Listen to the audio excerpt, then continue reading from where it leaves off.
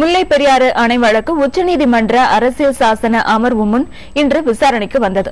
இந்த விசாரணை விவரங்களுடன் காத்திருக்கும் நமது செய்தியாளர் கணபதியிடம் இது பற்றி பேசலாம். கணபதி, இந்த முல்லை பெரியாறு அணை வழக்கு பற்றிய விவரங்களை சொல்லுங்க கணபதி.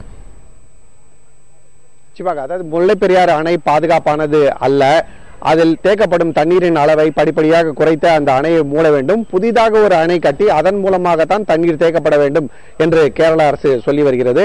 அந்த பகுதியிலே நிலநடுக்கங்கள் ஏற்படுகின்றன, இதனால் அந்த அணைக்கு பாதுகாப்புக்கு ஆபத்து இருக்கிறது. அப்படி ஒருவேளை அணையிலிருந்து தண்ணீர் வெளியேறி வெள்ளம் வந்தால் அந்த பகுதி மக்கள் பாதிக்கப்படுவார்கள். ஆகவே ஒரு புதிய அணை கட்ட வேண்டும் என்று வலியுறுத்தி வருகிறது. இப்படி இருக்கும் சூழ்நிலையிலே உச்சநீதிமன்றம் ஓய்வு பெற்ற நீதிபதி ஆனந்த் தலைமையிலே ஒரு குழுவை அமைத்து அந்த குழு இந்த அணையை பற்றி ஆய்ந்து 2 மாநிலங்களின் கருத்துக்களையும் கேட்டு தனது இறுதி கருத்துக்களை உச்சநீதிமன்றத்திலே ஒரு அறிக்கையாக சமர்ப்பித்திருக்கிறது. அதன் மீது இப்போது உச்சநீதிமன்றம் ஒரு முடிவெடுக்க வேண்டும். இதில் தமிழகம், கேரளம் ஆகிய 2 மாநிலங்களின் வாதங்கள் என்ன என்பது கேட்கப்படும். ஆகவே உச்சநீதிமன்றத்திலே இதன் இறுதி வாதங்களுக்காக ஒரு தேதியை முடிவு செய்வதற்காக இன்று உச்சநீதிமன்றத்திலே விசாரணை நடந்தது. சரண்யா. கணபதி, இப்போ இந்த வழக்கு விசாரணையில நீதிபதிகள் தரப்பில் என்ன சொல்லப்பட்டது கணபதி? நிச்சயமாக நீதிபதிகள் சொன்னது என்னன்னா, ஓய்வு பெற்ற நீதிபதி ஆனந்த் தலைமையிலான குழு தனது அறிக்கையை கொடுத்திருக்கிறது.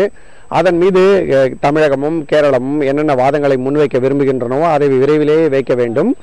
இப்போது இந்த குழுவின் அறிக்கையின் அடிப்படையிலே விரைவாக இந்த வழக்கிலே உச்சநீதிமன்றம் ஒரு முடிவை எடுக்க வேண்டும். ஆகவே இறுதிக்கட்ட வாதங்களை ஆரம்பிக்க வேண்டும். அதற்கு நீங்கள் இருவரும் தயாராக வேண்டும். 2 மாநிலங்களின் ஒத்துழைப்பு இருந்தால் விரைவாக இந்த வழக்கை முடிக்கலாம் என்று நீதிபதிகள் சொன்னார்கள். சரண்யா, இறுதிக்கட்ட விசாரணை எப்போ வருது கணபதி? நிச்சயமாக இறுதிக்கட்ட விசாரணைக்காக அவர்கள் குறித்திருக்கும் தேதி ஏப்ரல் மாதம் 9ஆம் தேதி. ஏப்ரல் மாதம் 9ஆம் தேதியிலிருந்து இறுதிக்கட்ட வாதங்களை 2 மாநிலங்களும் முன்வைக்க வேண்டும். அதன் பிறகு உச்சநீதிமன்றம் தனது முடிவை எடுக்கும். இப்போது ஆனந்த் அறிக்கை சமர்ப்பிக்கப்பட்ட பிறகு கூட வேறு பல புதிய விஷயங்களை 2 மாநிலங்களும் எழுப்பியிருக்கின்றன. அதாவது உச்சநீதிமன்றத்திலே அவர்கள் சொல்லியிருக்கும் விஷயம் என்னவென்றால், ஆனந்த் குழுவின் அறிக்கை முதலிலே எங்களுக்கு நகல் கொடுக்கப்படவில்லை என்று சொல்லியிருந்தார்கள். அந்த நகல் கொடுக்கப்பட்டது. எந்தெந்த அறிக்கைகளின் அடிப்படையிலே ஆனந்த் தனது முடிவுகளை எடுத்தாரோ அந்த அறிக்கைகளும் கொடுக்க வேண்டும் என்று கேட்டிருந்தார்கள். அதுவும் கொடுக்கப்பட்டிருக்கிறது.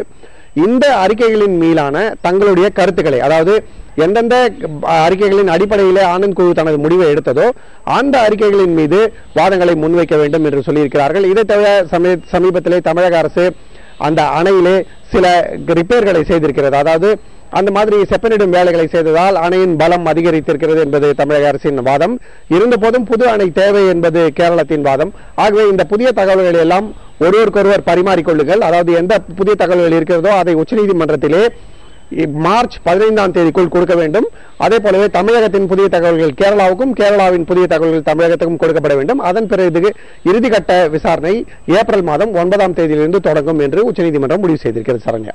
கணபதி, இந்த வழக்கு விசாரணை குறித்து சொன்னீங்க. அது மட்டும் இல்லாமல் இந்த வழக்கை விசாரித்து வந்த நீதிபதி டி.கே. ஜெயின் 24ஆம் தேதி ஓய்வு பெற்றதை அடுத்து அவரை தொடர்ந்து இந்த வழக்கை விசாரித்து வரும் மற்ற நீதிபதிகளின் தகவல்கள் குறித்து சொல்லுங்க கணபதி. நிச்சயமாக இது ஒரு முக்கியமான மாற்றம். இந்த 5 நீதிபதிகள் கொண்ட அமர்வின் தலைவராக இருந்தவர் டி.கே. ஜெயின், மூத்த நீதிபதி. அவர் சென்ற மாதம் இந்த மாதம் 24ஆம் தேதி பதவியிலிருந்து ஓய்வு பெற்றுவிட்டார். ஆகவே இப்போது ஒரு புது அமர்வு இந்த வழக்கின் விசாரணையை மேற்கொள்கிறது. இந்த அமர்வின் தலைவராக இருப்பவர் நீதிபதி R.M. லோதா.